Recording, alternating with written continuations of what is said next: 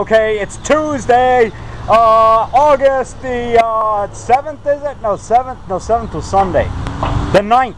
And I'm here in front of my house in Des Plaines, Illinois, the haunted house of Nelson. You see right there, that bush right there, that's where Detective Rock has his secret underground headquarters. The secret underground headquarters of Detective Rock.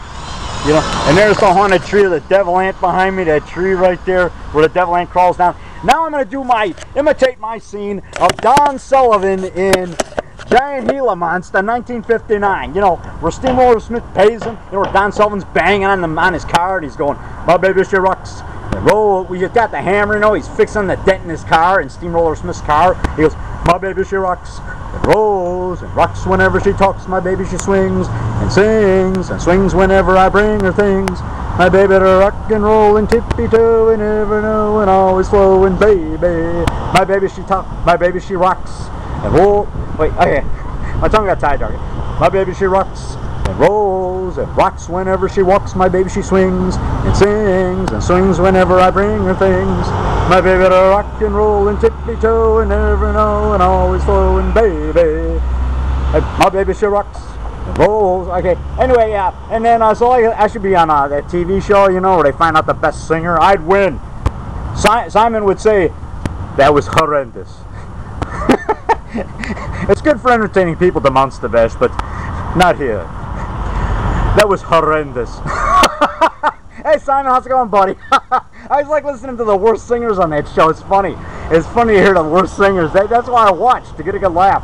Okay, but there's Don Sullivan in Giant GILA Monster. You know, when Steamroller Smith pays him, you know, after Don Sullivan's singing, and Don Sullivan gives him a cup of Java, you know, or Chase. He plays Chase in the movie. He gives him a cup of Java, and Steamroller Smith sips it. He goes, "How much you want for fixing the car? How about the tow?" And he says, "Well, how about $2?" He says, "Well, how about the tow?" He says, "Make it $3?" You know, he goes, "Man, this coffee's worth $2." You know, he goes, "Here, buy yourself a sponge rubber hammer, man." You know, Steamroller Smith says that. He puts something in Don Sullivan's hand, and so Don Sullivan says, "Thank you." And then he's riding away, and he sees the business card. It says Steamroller Smith. He goes, "Steamroller Smith, the disc jockey, Mr. Smith." You know, and he touches off, but he gets in touch with him later, you know, and he's on his show. You know, he plays his record on his, Steamroller Smith plays Don Sullivan's song on his show, or Chase Winstead in the movie. Anyway, Don Sullivan gets the business card of Steamroller Smith, the disc jockey, and then there's some money underneath it. And he looks, and he says, "$2.20s. Well, how about that?" Woohoo! He didn't do the woohoo. I added that. I'm just adding that to be funny. No, he just goes, reaches in his pocket, he says, "$2.20s. Well, how about that?" That's from Giant GILA Monster. That's in tribute in honor of the great Don Sullivan. In the great movies in the 50s. Teenage Zombies, 1959. Then Giant GILA Monster, 1959. No. Teenage Zombies was 1957. 1957, Teenage Zombies. Directed and produced by the late great Jerry Warren. You know, who did that Face of the Screaming Werewolf with that, you know, movie shot south of the border called La Casa del Terror, or the House of Terror, with Lon Chaney Jr. returning as a werewolf, and a mummy who gets turned into a werewolf when he goes to like some dry cleaning machine in a laboratory. Then he goes around, he goes, and then suddenly he's a human. He's all cleaned up, and then when the moon turns full, you hear the wolf, "Ahoo!" or a coyote, "Woo!" And then he turns into a werewolf. He goes, "No." You know, that's Lon Chaney Jr. "No." It's Lon Chaney Jr. I gotta wait till these cars go by. He says, "No."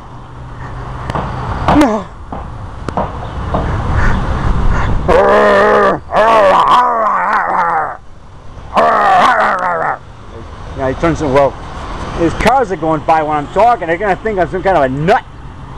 So, yeah, I gotta be careful. These people think I'm crazy for doing these werewolf faces in front of my house. Anyway. But you know, then like I say, Teenage Zombies, Don Sullivan, and then as directed by the late great Jerry Warren. who did Face the Screaming Werewolf with that Mexican movie. He re-edited and he added American actors and he dubbed it in English. Because it was shot south of the border in the Mexican language, so you dub it in English, add some of his American actors like the great Bill Hampton, who was the detective in the Hideous Sun Demon with Robert Clark. Yeah, and he was in a lot of episodes of The Untouchables as an extra. You play like various parts. Like one time he was a salesman, another time he was like a gangster, then he was like another detective. You know, he was in the courtroom and another scene. He did all kinds of appearances on The Untouchables with Robert Stack. Because I watch Untouchables every night here, 11:30 on MeTV, 11:30 p.m. Chicago Central Time. Oh, okay, it's a MeTV network. You can get it's national. You can watch Untouchables where you're at. Eastern Time it'd be 12:30 a.m. Pacific Time would be 9:30 p.m. You know, Mountain Time 10:30 p.m. But here it's on 11:30 p.m. Central Time. Anyway, okay, now on MeTV Network, tell them The Rock sent you. David Rock Nelson, the monster movie maker. But back to what I was saying about Don Sullivan. He was in Teenage Zombies 1957, then Giant GILA Monster 1959, produced by Ken Curtis and directed by the late great Ray Kellogg. Ken Curtis, who was Festus on Gunsmoke. That's right. And then The Monster of Piedras Blancas in 1959, Don Sullivan's greatest role. It was pretty much, I think that was like a higher budget movie because it was released by Republic Pictures. It was more of a serious movie. You can tell that serious actors in it. You got Les Tremayne, John Harmon, I believe, who I think was the grandfather of that other Harmon, the younger actor who's been on various shows, Mark Harmon. I think he might be the grandfather of Mark Harmon. This is John Harmon. Monster of Piedras Blancas, he's the guy with the mustache, the father of Jeannie Carmen in the movie, in the lighthouse. He's taking care of the monster, feeding him scraps, you know, that he gets from the butcher, you know, from Kolchak's, you know, meat market. And Kolchak meets his fate in that one, yeah. He says, you should look up the history of this village. It is the monster, if I was in charge of this town, it would be the Monster of Piedras Blancas. You know, because, you know, that's what's doing the killing is the monster. The head detective, he, you know, Forrest, last name was Forrest, his first name, he's an old actor. He didn't believe in the monster. He says, Kolchak, don't, you're going to stir up a riot. He says, I didn't say a thing about murder. He goes, oh, any fool can see. It was the Monster of Piedras Blancas. You know, that's Kolchak, the meat packer.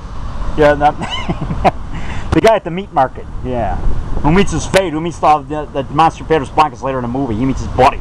His buddy kind of comes in, roar, attacks him at midnight. Roar, Kolchak, roar, the monster goes, roar, you know. That's a cool monster played by the late great Pete Dunne. Yeah, great acting as the monster. And he doubled by the director. The director doubled as the monster. He's a real eccentric guy. Jeannie Carmen talked about that. Because Pete Dunne was kind of tired. I think he was sweating, and so they gave him a break. And that director got in a suit in the light tower scene. The light tower scene where he throws the dummy off the top. Supposed to be John Harmon. He goes, roar, roar, waving his hands. And then down below, they showed him, he's like, roar, roar. You know, when the guy throws a can at him, hits him in the head, he gets mad. He goes, roar. You know, John Harmon hits him in the head with that can. He gets mad. He runs up, walks up Lighthouse and attacks him. And then he throws the dummy off the top of the tower. It's actually supposed to be John Harmon. Then the great, no, he's going strong. Don Sullivan, I saw him at Monster Bash 2008. Nice guy. He's looking good. He's healthy, strong. You can tell it's him. Still tell it's Don Sullivan, you know, and he's looking good. But he worked for Vidal Sassoon. I think he still does. Vidal Sassoon Company, you know, creating cosmetics and stuff. He's creating things. He's creating cosmetics for them. But back to what I was saying. So Don Sullivan goes up there to save the day to battle the Monster Piedras Blancas on top of the light tower. Monster Piedras Blancas is a great movie. It's a cool monster. Scarier than the creature. Well, the creature is legendary. The creature is probably like, you know, one of the best monsters of all time. But, you know, and the late great Ben Chapman, great guy. I mean, that's a cool monster. But Monster Piedras Blancas, I think, is scarier. You know, he's just more vicious. He's big, ugly. He's just like, you know, whereas the creature is more sympathetic. You know, he's nice to the girl, you know. But, of course, the Monster Piedras Blancas carries the girl, too. So he's nice to the girl, too, to Jeannie Carmen. He, like, falls in love with her. Yeah. Or falls in lust with her. Okay, anyways, I met Jeannie Carmen in 2006, November 7th and November 8th of 2006 at a Hollywood Collectors Convention out in Skokie at the Purple Hotel. And I got her autograph, got video of her. She's going to be in my Teenage Gorilla movie and Demon Monster 2, The Claw Like Attacks Her, and the Rubber Devil Ant Attacks Her for like Devil Ant 3 or Devil Ant 4 or whatever. And she gives me a kiss. I said, can I use that in my movie? She says, yes, honey. And she gives me a hug and a kiss. And she kissed me right in the cheek, right on camera, man. I got kissed by Jeannie Carmen. I'm the envy of the whole block. All my neighbors down here, the whole neighborhood, and all my fellow Monster Bashers at the Monster Bash convention every year down in Butler, Pennsylvania at the Days Inn. Tell them David the Rock Nelson sent you. I'm their most notorious guest of honor. And I'm up on stage every year with my annual Rock Talk, and I introduce a movie.